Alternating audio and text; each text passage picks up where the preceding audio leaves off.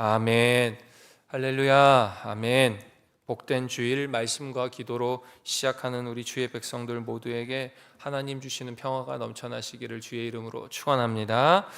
오늘은 고린도전서 14장 1절에서 40절 말씀을 통해 품위 있게 하라라는 제목으로 말씀을 전하겠습니다. 품위 있게 하라. 바울은 수많은 세상적 문제로 가득 찬 이 고린도 교회를 위해 편지를 썼습니다. 오늘 말씀에 의하면은 명령인 줄 알라라는 그 정도의 심정으로 이 편지를 썼는데, 그 편지에는 그 당시 이 고린도 교회의 그리스도인들이 당면한 당파 문제, 성 문제, 우상적인 문제, 또 은사에 대한 왜곡적인 문제에 대해서 신학적이고 또 교훈적인 강론을 이 고린도전서에 적어서 넣었습니다. 정성껏 목회했던 고린도 교회의 목회인데, 그러나 여러 가지 혼합적인 문제로 고통 가운데 있는 이들을 보는 이 바울의 마음은 안타까웠으나 그들을 질책하지 아니하고 사랑했고, 정성껏 그 사랑으로 편지를 써가며 믿음을 세워 나갔습니다.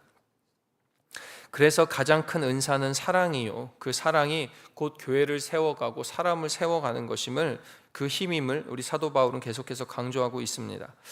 교회의 가장 큰 목표이자 힘은 은사와 능력이 아니라 그것을 지탱하는 사랑임을 오늘 복된 주일 꼭 기억하시기를 부탁드립니다.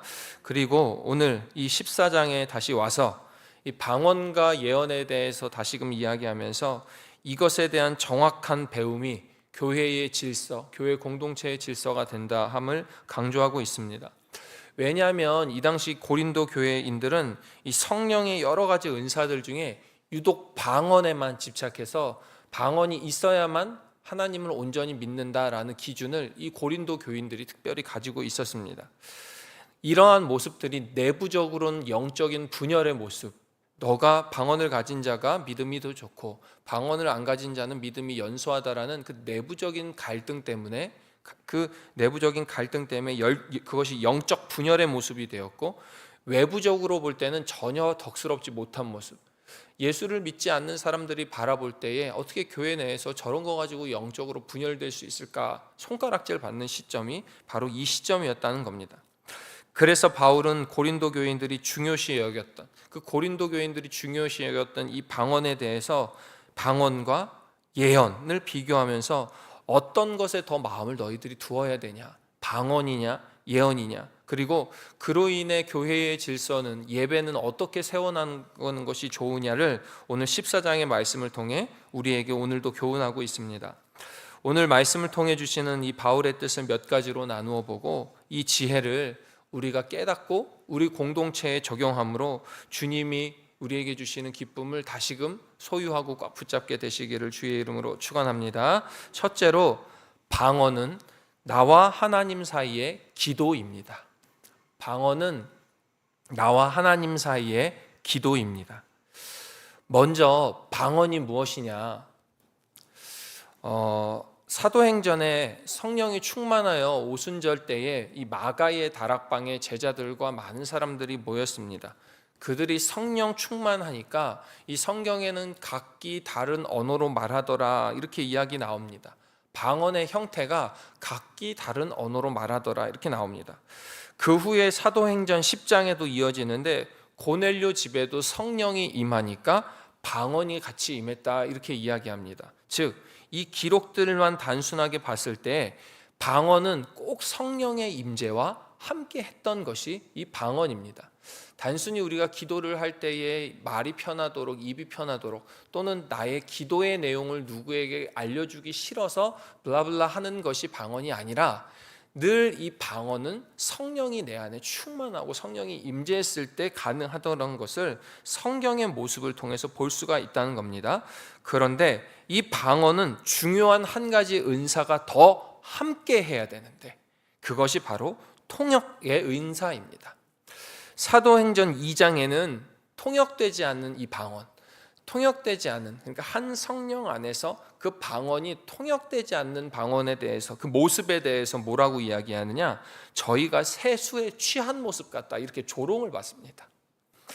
즉 방언은 신비로운 말이 분명하고 성령 하나님께서 그 안에 내주하실 때에 주시는 성령의 은사가 분명하지만 하나님께서 주시는 것임이 분명하지만 오늘 본문의 2절의 말씀도 우리가 함께 기억해야 됩니다. 2절의 말씀 보십니다. 방언을 말하는 자는 사람에게 하지 아니하고 하나님께 하나니 이는 알아듣는 자가 없고 영으로 비밀을 말함이라. 맞죠? 우리가 방언으로 기도할 때 이렇게 기도합니다. 그런데 이 방언의 유의점이 무엇이냐? 4절로 갑니다. 4절의 말씀 봅니다. 방언을 말하는 자는 자기의 덕을 세우고, 이렇게 나와 있습니다. 자기의 덕을 세운다는 겁니다. 나쁘다는 것이 아니라 이 방언의 한계성을 정확히 이야기하고 있는데, 이 방언은 나의 덕을 세우는 것이라는 겁니다. 신령한 상태에서 이해 못할 그런 말들이, 방언의 말들이 하나님과 나 사이의 기도, 나의 덕을 세우는 기준은 되지만, 다시 말해 공동체의 덕을 세우는 것은 되지 않는다는 그 한계성을 이 사도 바울은 분명히 이야기하고 있는 겁니다. 그래서 필요한 것이, 다시 5절로 갑니다. 5절 눈으로 따라오시기 바랍니다. 나는 너희가 다 방언 말하기를 원하나 특별히 예언하기를 원하노라. 만일 방언을 말하는 자가 통역하여 교회의 덕을 세우지 아니하면 예언하는 자만 못하니라. 이렇게 이야기하며 27절과 28절에도 읽어드립니다. 만일 누가 방언으로 말하거든 두 사람이나 많아야 세 사람이 차례를 따라 하라 하고 한 사람이 통역할 것이요 만일 통역하는 자가 없으면 교회에서는 잠잠하고 자기와 하나님께만 말할 것이요, 이렇게 이야기합니다. 방언의 한계성을 정확하게 지적하며 하나님과 자기 사이에 말하는 것이라고 이야기하는 겁니다. 방언은 성령, 그 하나님께서 주시는 증거와 은사가 분명합니다. 그러나 그 은사의 목적은 사랑의 목적이 되어야 하고 혼자 누리는 것이 아닌 한 분 성령 하나님에 의지하는 말씀이 되어야 됩니다. 그래서 방언이 혹여나 자기의 덕을 세우지 말아야 하며 필요할 때는 성령께서 인도하여 주신 그 통역의 은사가 반드시 있어야 함을, 그것이 이 교회 공동체의 중요한 사실임을 여러분 기억하시길 바랍니다. 그렇지 않을 때에는 오늘의 이 말씀처럼 잠잠하여 자기와 하나님과의 관계를 위해 사용되어야 합니다. 기억하시고 하나님께서 혹여나 여러분에게 방언의 은사를 주셨다면 주님과 깊은 교제를 나누게 되셔서 하나님 기뻐하시는 교제 되시기를 주의 이름으로 축원합니다. 둘째로 예언은 교회의 덕을 세우고 권면하여 위로하는 것입니다.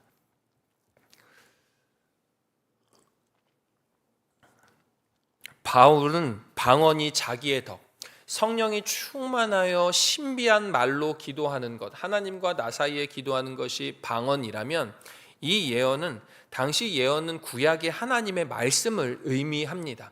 그냥 갑자기 생뚱맞게 뭐가 일어날 거야 이렇게 하는 게 예언이 아니고 하나님의 신실한 살아있는 말씀을 전하는 것이 이 예언이었습니다. 그래서 바울은 방언이 자기의, 하나님과 나 사이의 덕이라면 예언은 하나님의 계시를 말하되 교회의 덕을 세우며 권면하고 위로하는 역할이 있다는 겁니다. 즉 방언이 개인의 신앙생활이라면 예언은 교회 공동체를 세워나가는 데 필요한 것이었습니다. 그 말씀이 오늘 본문에 있는데 3절입니다. 예언하는 자는 사람에게 말하여 덕을 세우며 권면하며 위로하는 것이요, 4절에 방언을 말하는 자는 자기의 덕을 세우고 예언하는 자는 교회의 덕을 세우나니. 자, 덕을 세운다는 것은 이 원어의 뜻에 건물을 세운다 이런 의미가 있는데 성도들의 신앙 수준을 세워나간다 이런 뜻이 덕을 세운다 이런 의미입니다.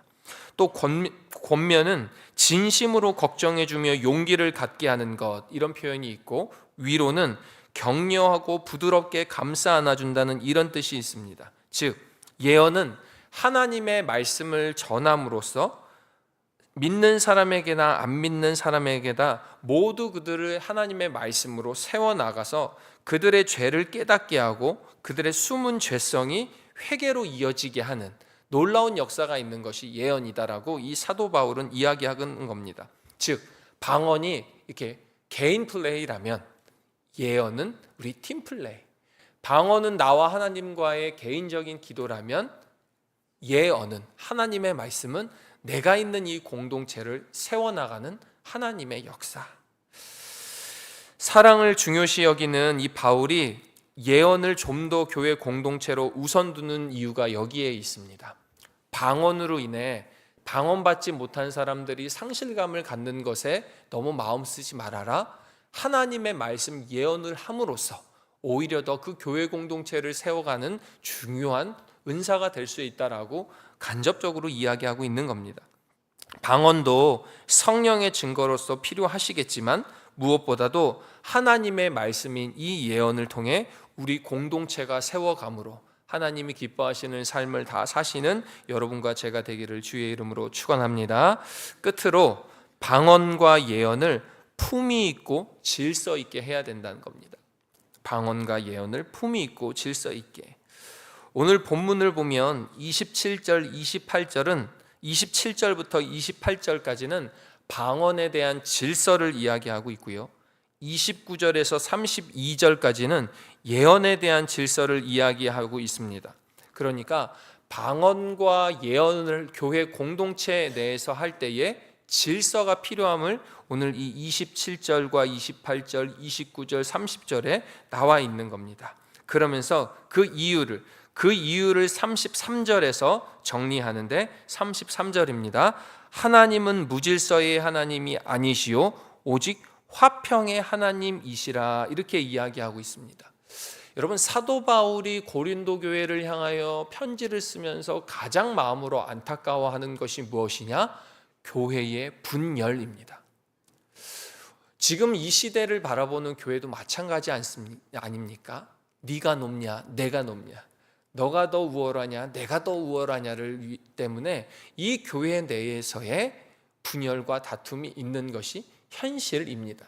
그러나 사도 바울은 무엇보다도 그 교회 공동체가 갈라지는 것을 싫어했고 안타까워했기 때문에 화평의 하나님, 평화의 하나님을 온전히 바라보며 사랑으로 감싸기를 원하는데, 그 사랑으로 감쌀 때에도 이 방언과 예언에 대한 교훈과 질서를 꼭 붙잡아라라고 오늘 얘기하고 있는 것입니다.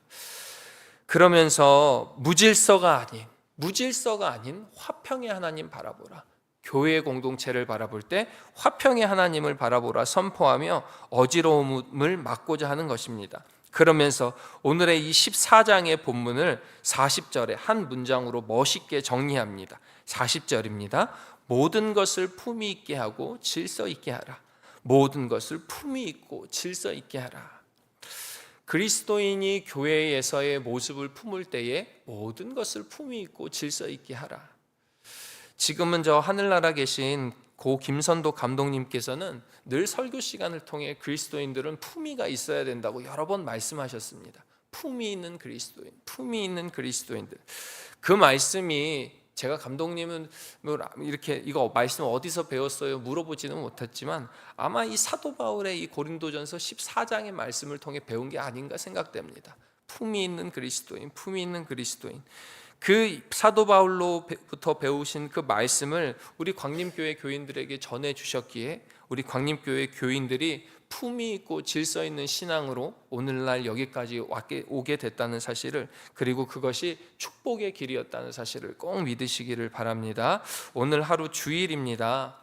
하나님이 우리를 강권적으로 품위 있고 질서 있게 오늘날까지 인도하여 주셨음에 감사하며 질서 있고 품위 있는 믿음 가진 자로서 하나님께 온전히 하루 올려드리시는 여러분과 제가 되기를 주의 이름으로 축원합니다. 기도하시겠습니다. 은혜롭고 자비하신 하나님 아버지, 오늘도 귀한 말씀을 통해 우리에게 깨달음과 교훈을 주심에 감사를 드립니다. 하나님, 방언을 통해, 이 방언의 은사를 통해 하나님과 깊게 교제하는 우리 모두가 되게 하여 주시옵소서. 예언을 통해, 하나님의 말씀을 통해 교회의 덕을 세우고 권면하며 위로함으로 하나님께서 세우신 교회 공동체의 은혜를 꽉 지키고 나아가는 여기에 모인 주의 백성들, 광림의 권속들 다 되게 하여 주시옵소서. 오늘 이 사도 바울의 권면처럼 품위 있고 질서 있게 내가 처해 있는 교회 공동체를 사랑하고 존중하며 반드시 믿음으로 승리하여 화평함 가득한 교회 공동체 이루게 하여 주시옵소서. 오늘 주일입니다. 하나님, 이들이 평생을 살아온 그 마음을 주님 앞에 온전히 예배하기 위해 나왔사오니 이들의 예배를 온전히 받아주시되 삶 가운데 있는 곤고함이 이들을 낙심치 아니하게 하여 주시고 하나님 살아계심을 경험하는 오늘의 주일 한날 되게 하여 주시옵소서. 귀한 예물 정성껏 주님 앞에 드리오니 받아주셔서 삶의 재정으로 곤고치 아니하게 하여 주시고 주님 살아계심을 재정적으로도 체험하는 믿음의 권속들 다 되게 하여 주시옵소서. 예수님의 이름으로 기도하옵나이다. 아멘.